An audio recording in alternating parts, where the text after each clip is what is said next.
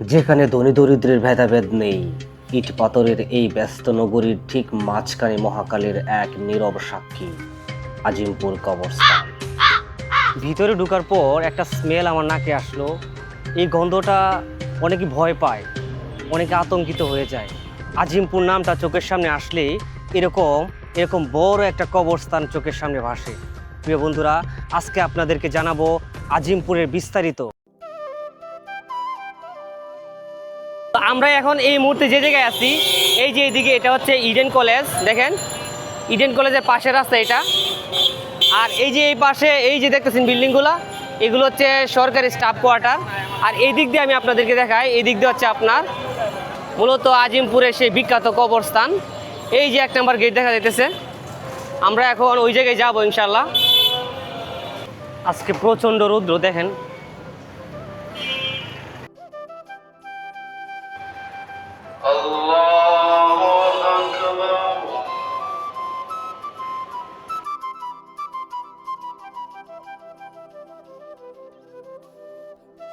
এটা হচ্ছে 2 নম্বর গেট। 1 নম্বর গেট দিয়ে ঢুকবো, এই দিক দিয়ে আপনাদেরকে দেখায়। তো সামনে হচ্ছে আপনার 1 নম্বর গেট। এদিক দিয়ে আপনাদেরকে মসজিদের পাশ দিয়েও আমি দেখানোর চেষ্টা করলাম যে কবরস্থানটা কীরকম দেখা যায়। আর এই কবরস্থানের যে জামে মসজিদ, এই মসজিদটাও আপনাদেরকে দেখানোর চেষ্টা করলাম। 2 নম্বর গেট থেকে হাঁটতে হাঁটতে আপনি যখন 1 নম্বর গেটের দিকে যাবেন, তো নর্মালি কিন্তু আপনি দেখবেন দেয়ালগুলো ইটের থাকে, কিন্তু এখানে দেয়ালগুলো দেখেন একদম কাচের দেয়াল, যার কারণে কবরস্থানগুলো রাস্তা থেকে দেখা যাচ্ছে। দেখেন, এই যে দেখা যাচ্ছে। যদিও আপনাদেরকে আমি ভিতর থেকে দেখাবো, তারপরেও বাইরে থেকে দেখা যাচ্ছে, বিষয়টা খুব ভালো লাগলো। এটা হচ্ছে 1 নম্বর গেট, এদিক দিয়ে আমি ঢুকবো।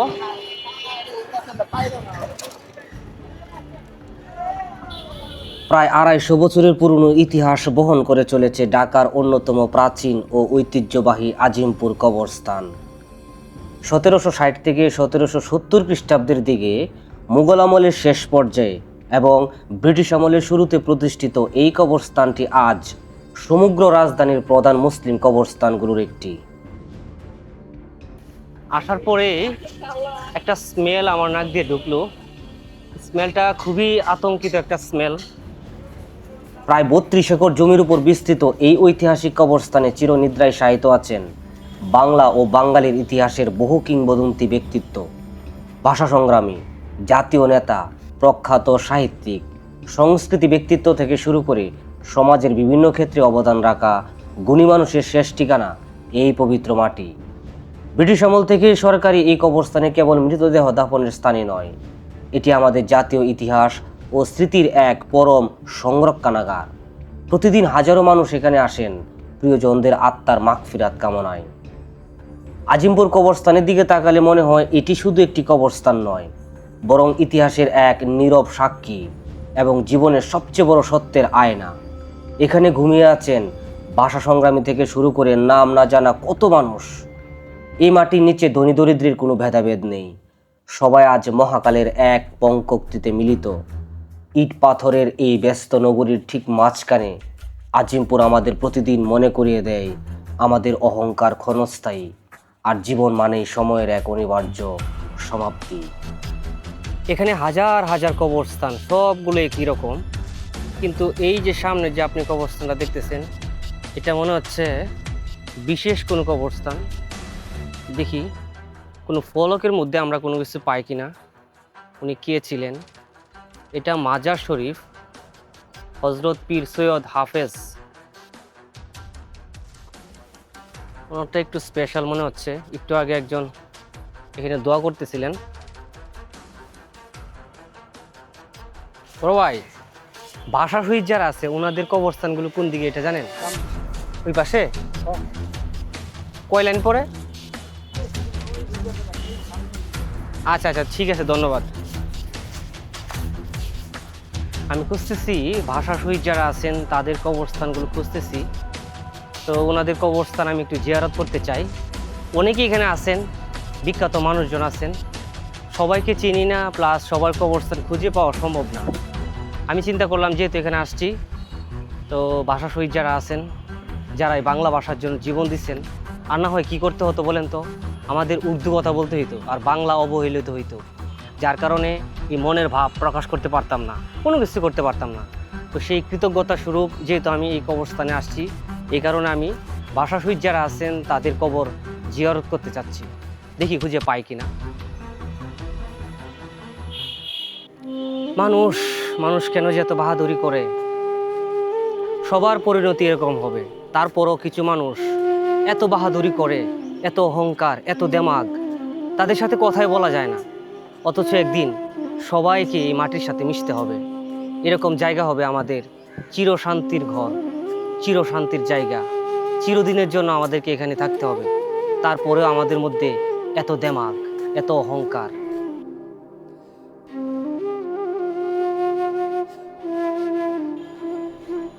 জীবিত থাকা অবস্থায় মানুষ কত কিছু চায়, টাকা চায়, বাড়ি চায়, গাড়ি চায়, অথচ এই সমস্ত কিছু কারো সাথেই যায় না।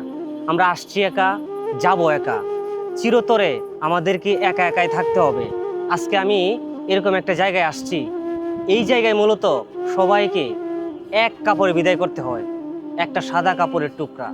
আর এই জায়গায় সাহিত্য আছেন আমাদের দেশের বিখ্যাত জ্যোতি মহারথীরা, অনেক বিখ্যাত মানুষ এখানে সাহিত্য আছেন। এটা হচ্ছে আজিমপুরের কবরস্থান। এই কবরস্থানে আমি এখন যে জায়গায় দাঁড়িয়ে আছি, এটা হচ্ছে কবি সুফিয়া কামালের কবর। দেখেন, এটা হচ্ছে সেই কবি সুফিয়া কামালের। এখানে ওনার একটু পঙ্কক্তি আছে, যাব চলে হাসি মুখে, মনে নাহি রবে কোনো ক্ষেত, কেননা মাটির সাথে আমি রহিব অবেদ, এ দেহ মো রক্ত মাংস সহ, মাটির মায়ের কুলে, রহি অহরহ সঞ্চারিবে তৃণতরু পল্লবের মূলে। কবি সুফিয়া কামাল এখানে সাহিত্য আছেন। আর এর পাশেই আমাদের জাতীয় শিল্পী হামিদুর রহমান, আর এই পাশে হচ্ছে আপনার আব্দুল জব্বার, ভাষা শহীদ। আর এদিক দিয়ে হচ্ছে আপনার আরেকজন ভাষা শহীদ আছেন, আবুল বরকত, ভাষা সৈনিক। এটা হচ্ছে ওনার কবরস্থান। চারদিকে হাজার হাজার কবরস্থান, হাজার হাজার। কবি সুফিয়া কামাল, আব্দুল জব্বার, আবুল বরকত, এর পাশে একটু দূরেই ভাষা সৈনিক শফিউর রহমানের কবরস্থান হচ্ছে এটা। কবরস্থান এমন একটি জায়গা, আপনি একা একা আসলে অনেক ভয় পাবেন, আতঙ্কিত হয়ে যাবেন, আপনিও ভাবতে থাকবেন আপনি হয়তো মারা যাচ্ছেন, একটু পর আপনাকে মাটির নিচে শায়িত করা হবে, এরকম একটা অবস্থা আপনার হতে পারে। কিন্তু আপনি যদি দুনিয়াতে ভালো কাজ করেন, পুণ্য কাজ করেন, মানুষের উপকার করেন, অন্যায় অপরাধ না করেন, সমস্ত খারাপ কাজ থেকে নিজেকে বিরত রাখেন, আপনি কখনোই ভয় পাবেন না। কবরস্থানে আসলে একটা পবিত্র জায়গা, এই পবিত্র জায়গায় আপনার কোনো ক্ষতি হবে না, আপনি শুধু শুধু ভয় পান, কারণ আপনি দুনিয়াতে খারাপ কাজের সঙ্গে যুক্ত। Hope spring eternal in the human breast, মানুষের চিত্তে আশার জাগরণ চিরন্তন, এর শেষ নেই। একটা চাওয়া পূরণ হওয়ার সাথে সাথে আরেকটা চাওয়া আমাদের দরজায় এসে দাঁড়ায়। আমাদের জীবনে এত এত চাওয়া পাওয়ার মধ্যে আমাদের কোনো তৃপ্তি নেই। আমাদের জীবনের সবচেয়ে বড় সফলতা হচ্ছে মৃত্যু।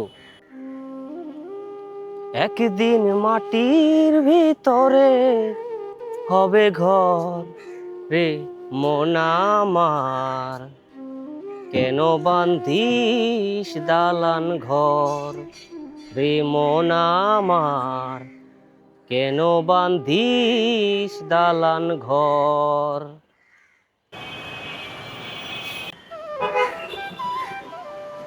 হে উস টাকায় পড়লে কিন্তু আমি হাসপাতালে নিয়ে যাবো না ভাইয়া, এই চিন্তা করুন, আমি কিন্তু রাগে চলে যাব।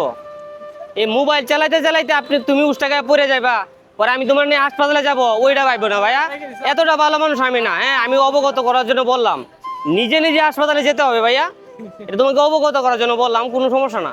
তুমি যেখানে মন চাই মোবাইল চালাও, রাস্তায় চালাইবা, পানিতে নেমে চালাইবা, পাহাড়ে উঠে চালাইবা, আসমানে উঠে চালাইবা, এটা সম্পূর্ণ তোমার ইচ্ছা ভাইয়া, আমার কোনো ইচ্ছা নাই। এই যে দেখতেছেন, এগুলো হচ্ছে সরকারি স্টাফ কোয়ার্টার, সরকারি কর্মকর্তাদের জন্য এগুলো আবাসন। তো এটা হচ্ছে ইডেন কলেজ, ইডেন কলেজের বিপরীত পাশে হচ্ছে আপনার সরকারি কর্মকর্তাদের আবাসন। সরকারি স্টাফ কোয়ার্টার যেটাকে বলে, এটা আপনার পাকিস্তান আমলে নির্মাণ হয়েছিল, কিন্তু এখনো এটা আছে। তো আমি ভিতরে যাওয়ার চেষ্টা করব, দেখি যাওয়া যেতে পারে কিনা। ভিতরে যাওয়া যাবে আঙ্কেল? না, যাওয়া যাবে না। ভিতরে যাওয়া যাবে না? না। অল্প 5 মিনিটের জন্য যাব। 1 মিনিটের জন্য যাওয়া যাবে না। 1 মিনিটের জন্য না, আমি যাবো কিছু ফুটেজ নিয়ে তারপর চলে আসবো। যাওয়া যাবে না, আমাদের নিষেধাজ্ঞা আছে। নিষেধাজ্ঞা আছে? আমরা সরকারি কর্মকর্তার কর্মচারী, আমাদের রাখছে এই জন্য। বাট কোনোভাবে যাওয়ার অপশন নাই? পারমিশন নেওয়া যাবে কারো? না, আপনি যদি উদ্যোক্তার কর্মকর্তার পারমিশন নিতে পারেন এটা আলাদা কথা, কিন্তু আমরা পারমিশন দিতে পারবো না যে আপনি যাবেন। ঠিক আছে, ভালো থাকবেন। হ্যাঁ, ভিতরে যাইতে পারলে ভালো লাগতো আর কি। যাওয়া যাবে না? না, ভিতরে যাওয়া নিষেধ, কিছু করার নাই, বাইরে থেকে যতটুকু সম্ভব ভিডিও করে নিয়ে আসছি। তো ভাই, তোমার কি অবস্থা, কেমন লাগতেছে বলো? আমি আপনাকে বলতে চাই যে সব জায়গায় অনুমতি চাইতে নাই। আচ্ছা, ঠিক আছে, কিছু কিছু কাজ আছে অনুমতি না নিয়ে করতে হয়। ইন কেস যদি আপনি অনুমতি না পেতে না চায় ঢুকে যেতেন, আপনার কপাল যদি ভালো থাকতো, সে যদি অন্য ধারে খেয়ালে থাকতো, আপনি কিন্তু ঢুকে যেতে পারতেন। তো আপনি প্রথমেই তারা সতর্ক করে দিচ্ছেন যে ভাই ভিতরে যাওয়া যাবে, এটা হচ্ছে বোকামি করছেন। এই বিষয়টা তুমি ভালো বলছো ভাইয়া, আমি এই জায়গায় ভুল করি, আর যার কারণে আমি জীবনে অনেক পিছিয়ে আছি। পাকিস্তান আমলে আজিমপুর কেমন ছিল? পাকিস্তান আমলে আজিমপুর হয়ে ওঠে ঢাকার অন্যতম প্রধান প্রশাসনিক, শিক্ষা ও সাংস্কৃতিক কেন্দ্র।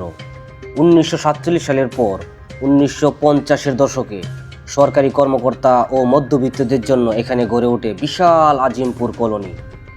এই কলোনি কেবল বাসস্থানের গণ্ডিতে সীমাবদ্ধ থাকেনি, এটি হয়ে ওঠে বাঙালি জাতির স্বাধিকার আন্দোলনের এক উর্বর আঁতুড় ঘর। 52 ভাষা আন্দোলন থেকে 60-এর দশকের প্রতিটি গণতান্ত্রিক লড়াইয়ে এখানকার বাসিন্দারা, বিশেষ করে নারী সমাজ ও ছাত্ররা রেখেছেন অগ্রণী ভূমিকা।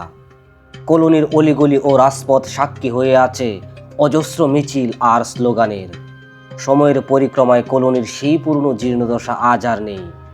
আধুনিকতার ছোঁয়ায় সেখানে গড়ে উঠেছে সুউচ্চ ও নান্দনিক সব ভবন, যা ঐতিহ্য আর আধুনিকতার মেলবন্ধনে আজিমপুরকে ধরে রেখেছে তার চিরন্তন গৌরব ও আভিজাত্যে। আজকের দিনে আজিমপুর পুরনো ও নতুন ঢাকার এক অপূর্ব মিলন ক্ষেত্র। এখানকার দায়রা শরীফ, খানকা, শাহী মসজিদ, ঐতিহাসিক কবরস্থান আর নিউ মার্কেট আজও আমাদের স্মরণ করিয়ে দেয় অতীতের গৌরবোজ্জ্বলের গল্প। মুঘল আমল থেকে শুরু করে ব্রিটিশ ও পাকিস্তান আমলের প্রতিটি পালাবদলের সাক্ষী এই জনপদ। শতবর্ষ পেরিয়ে আজিমপুর আজও মাথা উঁচু করে ধরে রেখেছে তার ঐতিহ্য, গৌরব আর সংস্কৃতির অমলিন ধারা। পাকিস্তান আমলে যে কোয়ার্টারগুলো তৈরি করা হয়েছিল, এগুলোর অবস্থা খুবই নাজুক, কিন্তু বর্তমানে যে কোয়ার্টারগুলো আছে এগুলো প্রায় দুবাইয়ের মতো দেখতে। দেখেন, পুরো একটা দুবাই দুবাই ভাব আছে। দেখেন, খুবই নিট অ্যান্ড ক্লিন। দেখেন, এখানে বাচ্চারা খেলাধুলা করতেছে, আর এই পাশেও একটা মাঠ আছে, এখানে খেলাধুলা করা যায়। খুবই দারুণ একটা পরিবেশ।